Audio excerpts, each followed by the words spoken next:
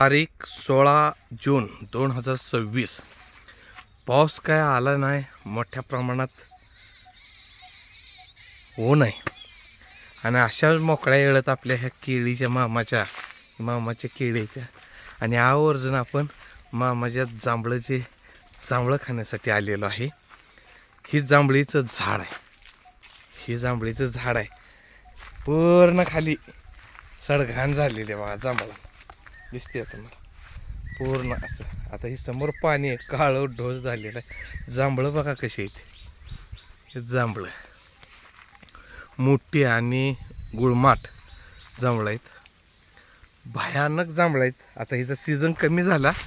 जांभळाचा video का काढायचा आहे की मागच्या 5 ते 6 दिवसापासून सोशल मीडियावरती जे व्हिडिओ व्हायरल होतात की ज्या वर्षी जांभळ अतिशय मोठ्या प्रमाणात येतात त्या वर्षी दुष्काळ हा 100% असतो असं म्हटलं जातं. हे जांभळं बा कसे आहेत की लाल, हिरवी, काळी जांभळं खूप गोड आहेत. हिरवी जांभळं गोड नसतात, कच्ची असतात. लाल पक्व व्हायच्या मार्गावर आहेत. आणि त्याच्या खाली सडघाण झालेले जांभळाचे सडघाण झालेले प्रचंड जांभळ आहे ह्या जांभळीला. आणि अतिशय गुळमाट, ह्याची स्तुती करता येत नाही. ही जांभळं आहे ती पूर्ण जांभळं आहेत. ह्या कुठेही जावा हात घाला आणि हातानं जांभळं काढा आणि खावा. बरेच असे लोकांनी ढापा मोडलेत का तर हाताला येत नसतात, वाकवतात आणि ढापा मोडतात. आता हा ढापा तिथला ढापा आहे, यांनी मोडलेला आहे. आणि व्हिडिओ बनवायचं कारण की असं आहे की आता ह्या जांभळीला नैसर्गिकरित्या मोठ्या प्रमाणात जांभळं लागतात. का तर हे समोर आपल्या केळीची बाग आहे आणि हे दुसरं पीक आहे.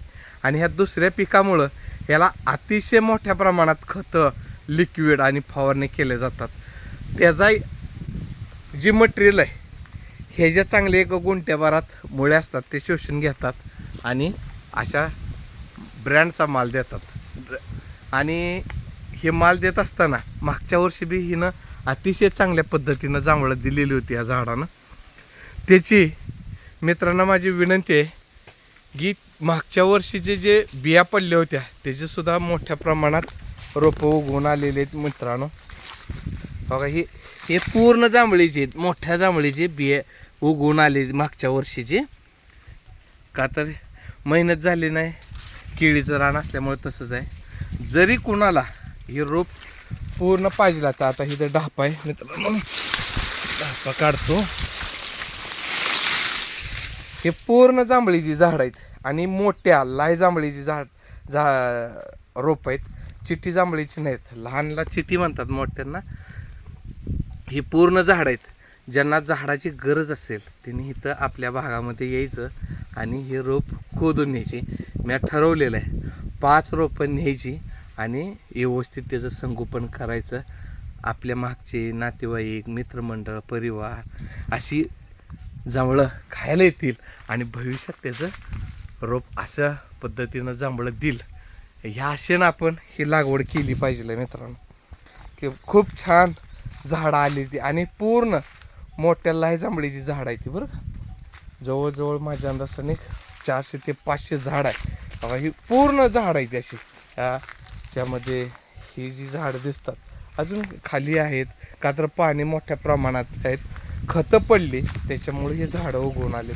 सडा पडलाय मित्रांनो, पूर्ण जांभळाचा सडा पडलाय. आणि आता इथं काय आहे की ह्या पाण्यामध्ये जांभळाने पूर्ण काळा कलर केलाय. किती जांभळं, कुठेही जावा जांभळं दिसतात. अतिशय छान जांभळाचं झाड आहे मित्रांनो. त्यानं वर्षभर सावलीही दिली, गोड जांभळंही दिलीत. म्हणून माझं सांगणं आहे मित्रांनो, आपल्या भागामध्ये, आपल्या घरासमोर, आपल्या शेतामध्ये आवर्जून असं एक झाड लावा आणि त्या झाडाखाली अनेक लोक येतात, पशुपक्षी येतात. आपण आणि वैशिष्ट्य म्हणजे प्रत्येक निसर्गाचं झाड असतं ना, ह्याचा एक रोप उगवून आलं पाहिजे. ह्यांचं बी एक टार्गेट, जसं पुरुषाचं एक असतं की आपला वंशाचा दिवा लागला पाहिजे, तसं ह्या झाडांचं सुद्धा असतं. आणि ते लाखो बियाणं दिलं जातं आणि हे बियाणं त्याचे आठवडे असतात. जांभळाच्या आणि ते उगवून येतात. आता ह्या झाडाच्या किती जांभळं खाली पडली ते बघा ना. आता इथं घोंगण आहे भरपूर मोठ्या प्रमाणात तुम्हाला दिसत असतील याच्यामध्ये. हे पूर्ण जांभळाचा सडा पडलेला आहे, सडा.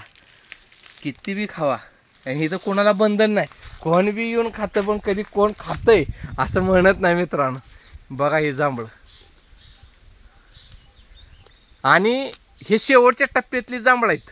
ह्याचा मोसम संपत आलेला आहे, जांभळाचा भर संपत आलेला आहे मित्रांनो.